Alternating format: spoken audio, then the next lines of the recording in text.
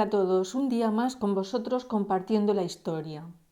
Cuando María Cristina de Habsburgo llegó a la corte española en 1879 para casarse con el rey Alfonso XII, se la miró como algo extraño. Porque, ¿qué hacía una alemana en la corte española? Pues simplemente este matrimonio era el típico matrimonio que se llevaba a cabo por razones de Estado. De hecho, el físico de María Cristina, rubia, muy delgada y esbelta, no respondía al gusto de Alfonso XII, quien las prefería morenas, de cara redonda y no tan delgadas.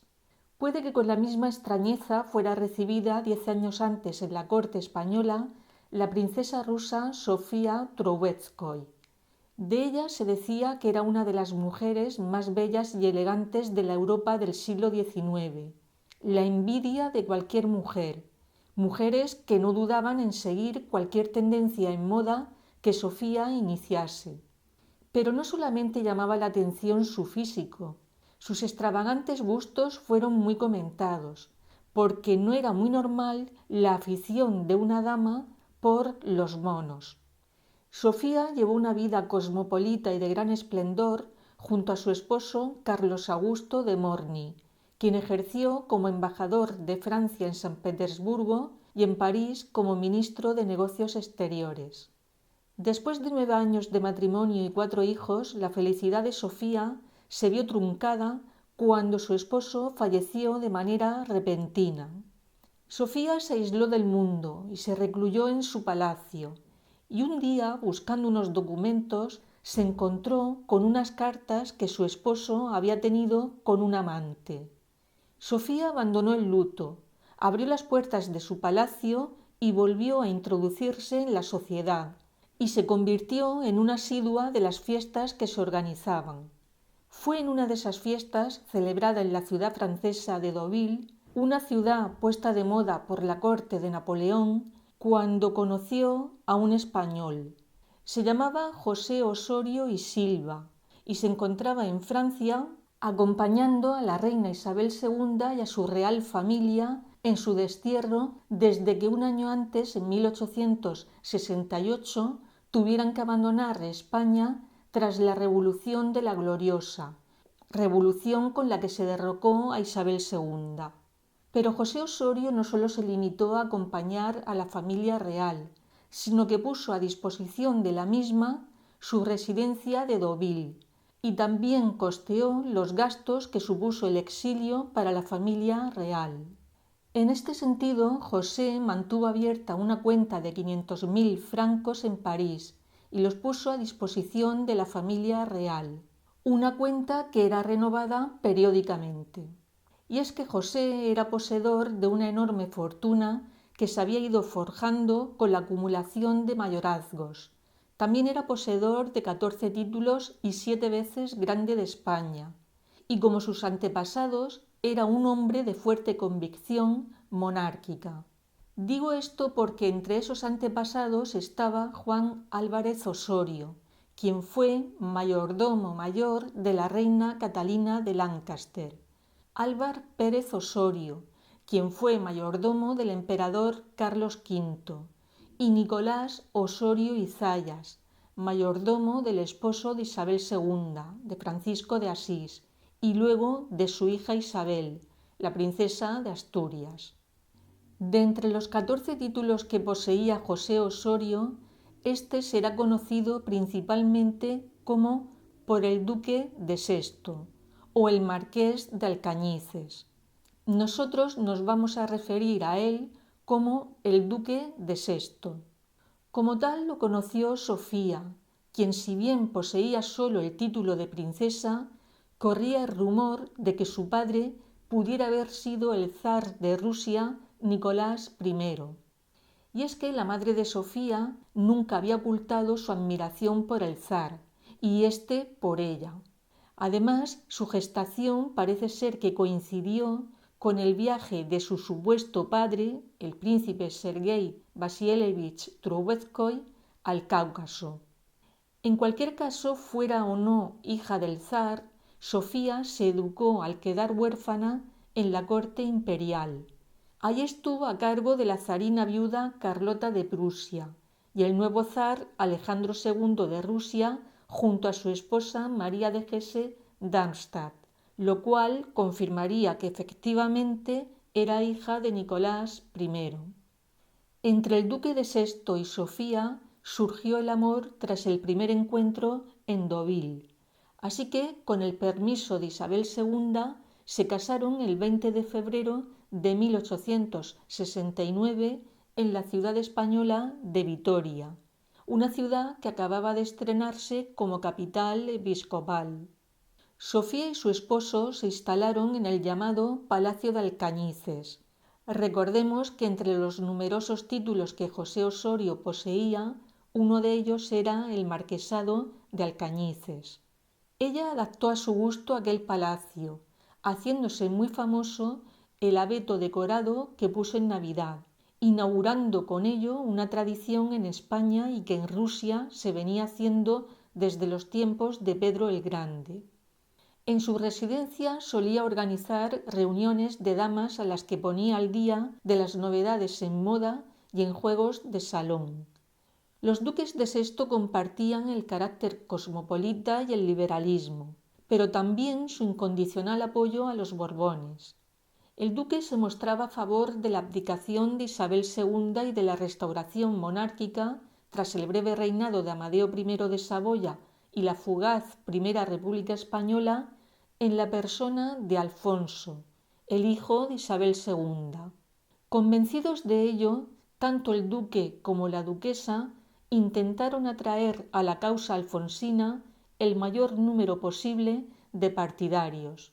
Así, mientras el duque de Sexto se dedicaba a luchar políticamente por la causa, la duquesa organizaba tertulias culturales y fiestas en las que, además de mostrar su poderío social, recaudaba dinero para sostener la causa alfonsina. Además, Sofía también era secretaria de otra personalidad importante en la labor de la restauración de la monarquía.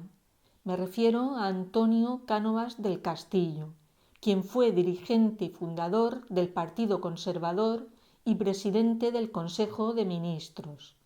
Sofía se tomó muy en serio su labor en pro de la monarquía en España y se unió a su esposo en contra del monarca Amadeo I de Saboya, quien reinó en España tras el derrocamiento de Isabel II. Ambos, el duque y la duquesa, se dedicaron a aislar socialmente a Amadeo y a su esposa María Victoria dal Pocho, al tiempo que colaboraban con Cánovas del Castillo en todo lo que éste les pedía. El Palacio de Alcañices se convirtió en sede de las reuniones y fiestas alfonsistas, pero también en blanco de aquellos contrarios a Alfonso. De hecho, en ese palacio, la llamada partida de la porra, quienes estaban a favor de Amadeo, hicieron explotar un artefacto. La duquesa se implicó tanto en la restauración de los Borbones que fue la artífice de los menosprecios a la esposa de Amadeo, a la reina de España en aquellos momentos. A Sofía se le unieron otras damas de la aristocracia, entre ellas la condesa de Tilly, la condesa de Castellar, la marquesa de Bedmar y algunas más. Todas ellas acordaron demostrar su españolismo frente al italiano Amadeo de Saboya y la francesa María Victoria dal Pocho. El momento elegido fue en los habituales paseos que estas damas hacían por el Paseo del Prado, unos paseos que aprovechaban para lucir sus mejores joyas y vestidos. Pero en ese plan que trazaron añadirían una prenda muy española. La mantilla blanca que sobre los vestidos negros que lucieron todavía resaltaba más. Y en el éxtasis de ese españolismo y en su apuesta por los Borbones, sujetaron las mantillas con el alfiler de la flor de lis, emblema de los Borbones. Un emblema que Sofía puso de moda como prendedor de pelo y que sugirió a amigos y conocidos que lo llevasen en la solapa.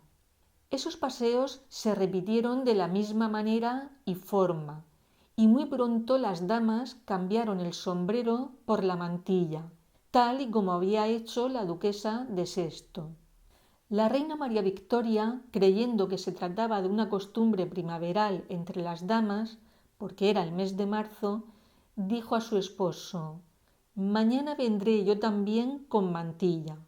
Sin embargo, al enterarse del verdadero motivo de la nueva moda, María Victoria no acudió al paseo. Pero es que tampoco acudió la propia Sofía, la instigadora del plan, ya que el duque de Sexto no se lo permitió porque se enteró de que iba a haber disturbios. Más que disturbios, lo que se hizo fue una farsa para ridiculizar a las damas que habían participado en los hechos. Así, Manuel Ruiz Zorrilla, quien era ministro de Fomento, junto con Sagasta, quien era ministro de Gobernación, se encargaron de que un grupo de prostitutas ataviadas con mantilla hicieran el mismo recorrido. Aquel plan que ideó la duquesa de Sexto pasó a la historia como la rebelión de las mantillas. En esa misma línea, la duquesa ordenó a sus sirvientes que cerrasen bruscamente las puertas y ventanas de su palacio cuando la comitiva real pasase por la puerta de su residencia. Sin duda, la fidelidad de los duques de Sexto hacia Alfonso fue una fidelidad sin límites, porque además de todo lo comentado, también sufragaron ambos con su propio patrimonio la financiación de periódicos y folletos, así como el sostenimiento de los círculos alfonsinos. Y en el caso de Sofía, y retrocediendo en el tiempo, también costearía el exilio de Isabel II en Suiza, ante las revueltas que se producían en Francia. Finalmente, y tras el pronunciamiento del general Martínez Campos en la localidad valenciana de Sagunto a favor del acceso al trono del príncipe Alfonso, el 29 de diciembre de 1874 se produjo la restauración de la monarquía en España. Unos días después, el 9 de enero de 1875, Alfonso hacía su entrada en territorio español. En Aranjuez le esperaba el duque de Sexto, quien en esos primeros días recibió de Alfonso el toisón de oro. Una vez que fue proclamado rey ante las Cortes, Alfonso XII nombró a Osorio mayordomo mayor, jefe superior de palacio y caballerizo mayor, y lo puso a cargo del sello de la Real Estampa. Y es que Alfonso tenía mucho que agradecer a los duques de Sexto. La propia Isabel II lo reconoció cuando en una ocasión dijo a su hijo: «Alfonso, da la mano al duque de Sexto que te ha hecho rey». Los duques de Sexto continuaron muy presentes en la corte española durante el reinado de Alfonso XII, siendo testigos de su primer casamiento con María de las Mercedes de Orleans, del fallecimiento de la misma y de la llegada a España de María Cristina de Habsburgo, que, como ya sabéis, fue la segunda esposa del monarca. Cuentan que en una ocasión ésta quedó maravillada del collar de 30 perlas que lucía la duquesa, un collar con una historia muy interesante. Parece ser que a un antepasado del duque, concretamente al general Ambrosio de Spínola y Grimaldi, se le ocurrió iniciar una tradición, y esta fue la de engarzar una perla en un hilo de plata. Con cada generación se engarzaría una perla, siendo 30 las perlas que la duquesa llevaba al cuello cuando se fijó en ella la reina María Cristina de Habsburgo. Quedó tan fascinada por el collar que pidió a su esposo el rey un collar similar. Este no se lo negó, pero puso una condición: María Cristina recibiría el collar solamente si le daba un hijo varón. Ella aceptó, y el monarca encargó al duque que se hiciera con un collar similar. El hijo varón llegó en mayo del año 1886, pero para esa fecha Alfonso XII ya llevaba 6 meses fallecido. Sin embargo, el duque de Sexto quiso cumplir con lo acordado y ofreció el collar de su esposa a la reina viuda, pero ésta lo rechazó con un «gracias, pero ya, ¿para qué?». A pesar de ello, no se sabe qué fue del collar, porque lo cierto es que dicho collar nunca llegó a sus herederos. Tras la muerte de Alfonso XII surgieron desavenencias entre los duques de Sexto y la reina María Cristina, ya que ésta culpaba al duque de las correrías de Alfonso XII. Su animadversión hacia el duque la llevó a exigirle explicaciones cuando, revisando las cuentas de las arcas reales, se percató de que periódicamente desde hacía 4 años se libraba una serie de cantidades a favor del duque. La realidad era que esas cantidades de dinero eran pequeñas devoluciones que el monarca hacía al duque, considerando un préstamo el dinero que el duque invirtió en el sostenimiento de la familia real y la restauración de la monarquía. El duque de Sexto no quiso dar explicaciones a la reina, ya que entre ellos existía una gran antipatía. Ella, y como decía antes, por considerarle culpable de las correrías de su esposo, y él por intentar alejarle de éste. Así las cosas, el duque se presentó en palacio, y ante la pregunta de la reina pidiéndole explicaciones sobre ese dinero, el duque le ofreció los pocos bienes que le quedaban de su fortuna, para que eligiese de entre ellos. La reina eligió todas sus propiedades en Italia, incluido el ducado de Sexto, por cuyo título José Osorio había sido conocido. Después de este episodio, José Osorio presentó su dimisión de todos los cargos de palacio, y tanto él como Sofía se retiraron definitivamente de la corte. A partir de entonces, la vida de ambos se dividió entre París y Madrid principalmente, aunque también se dedicaron a visitar a numerosos amigos en otras ciudades europeas. Sofía falleció a los 60 años en Madrid en 1898 a causa de una enfermedad respiratoria y fue enterrada en París a pocos metros de la sepultura de su primer marido, el duque de Morny. Su segundo esposo, José Osorio, la sobrevivió 11 años, muriendo con 84 años un 30 de diciembre, el mismo día que comenzó la restauración borbónica en España, pero 35 años antes. Curioso, ¿verdad?